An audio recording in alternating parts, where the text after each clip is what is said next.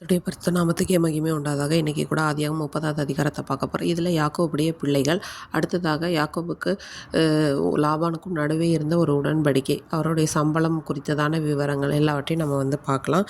இப்போ என்னென்னா, ராகேலுக்கு குழந்தை இல்லை. அவங்களுக்கு ரொம்ப பொறாமை ஆகிடுச்சு அவங்க சகோதரி ஆகிய லேயாள் மேலே. அவங்க யாக்கோபிட்ட சொல்கிறாங்க, எனக்கு இப்போ பிள்ளை கொடுங்க, இல்லைனா நான் சாகுறேன்னு சொல்லி. உடனே யாக்கோபு சொல்கிறாரு, ரொம்ப கோவப்பட்டு சொல்கிறாங்க, நானும் உன்னோட கர்ப்பத்தை அடைச்சிருக்கேன், தேவன் தானே கர்ப்பத்தை அடைச்சிருக்காருன்னு சொன்ன உடனே இவங்க என்ன பண்ணாங்க, சரி அப்போ என்னோடய வேலைக்காரியை நீங்கள் திருமணம் செய்து நமக்கு சந்ததி உருவாகட்டும்னு சொல்லிட்டு என்ன பண்ணாங்கன்னா, திருமணம் செய்து வைக்கிறாங்க.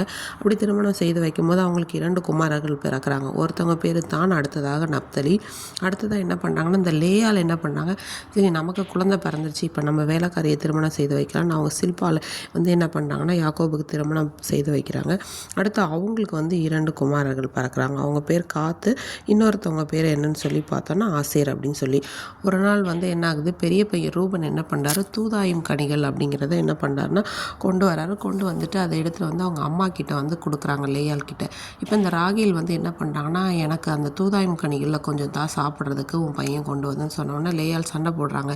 நீ என்னுடைய கணவரையும் எங்கிட்டேருந்து பிரிக்கிற, இந்த பழமும் உனக்கு வேணுமா அப்படின்னு சொல்லி கேட்குறாங்க. இந்த தூதாயும் கனிகள் எதுக்காக அப்படின்னா, ஒரு குறிப்பில் வாசிக்கும் போது நேர்ந்தது என்னென்னா, இது கற்ப தடைக்கு சாப்பிட்டா குழந்தை பிறக்கும் அப்படிங்கிறதுக்கான ஒரு கனி அப்படின்னு சொல்லி சொல்கிறாங்க.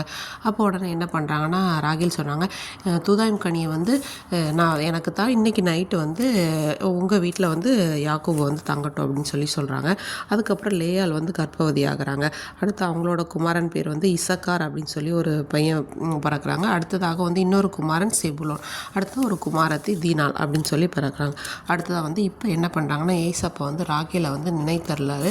ராகேல் ஜெபித்த ஜெபத்துக்கெல்லாம் தேவன் பதில் கொடுத்து அவருக்கு ஒரு குமாரனை தராரு, யோசேப்பு அப்படின்னு சொல்லி ஒரு குமாரனை தராரு. இதுக்கப்புறம் என்ன ஆகுதுன்னா, யாக்கோபு லாபானை நோக்கி சொல்கிறாரு, இனிமேல் நான் உங்களுக்கு சம்பாரிச்சதெல்லாம் போதும், என்னை என் குடும்பத்தையும் நீங்கள் அனுப்பிவிடுங்க, நாங்கள் அவங்களெல்லாம் கூட்டிகிட்டு ஊருக்கு போகிறோம், என்னோடய சொந்த தேசத்துக்கு நான் போகிறேன்னு. உடனே லாபான் சொல்கிறாரு, நீ என் கூட இருக்கிறனால தான் கர்த்தர் என்னை ஆசீர்வதிக்கிறாங்கிறத நான் உணர்ந்திருக்கிறேன் அப்படின்னு சொல்லி சொல்கிறாங்க. உடனே இவர் கேட்குற, அப்போ என் குடும்பத்துக்கு நான் எப்போ சம்பாத்தியம் பண்ணுறது அப்படின்னு சொல்லும்போது அவங்க என்ன பண்ணுறாங்கன்னா, சரி உனக்கு என்ன சம்பளம் வேணுமோ அதை சொல்லுன்னு சொல்லும்போது யாக்கோபும் லாபான் கிட்ட சொல்கிறாங்க, எனக்கு என்னோடய சம்பளமாக என்னதுன்னா, புள்ளியும் வரியும் கருப்பும் உள்ள செம்மறியாடும் வரியும் புள்ளியும் உள்ள வெள்ளாடுகளுமா நான் பிரிச்சிடறேன், அதுவே எனக்கு சம்பளமாக இருக்குன்னு சொன்னோடனே லாபானும் அப்படியே அதுக்கு சரின்னு சொல்லிட்டு, லாபானுடைய குமாரர்களுக்கும் யாக்கோபுக்கும் இடையே 3 நாள் பிரயாண தூரத்தில் இருக்க மாதிரி அவங்கள கொண்டு போய் என்ன பண்ணுறாங்கன்னா வச்சிடறாங்க.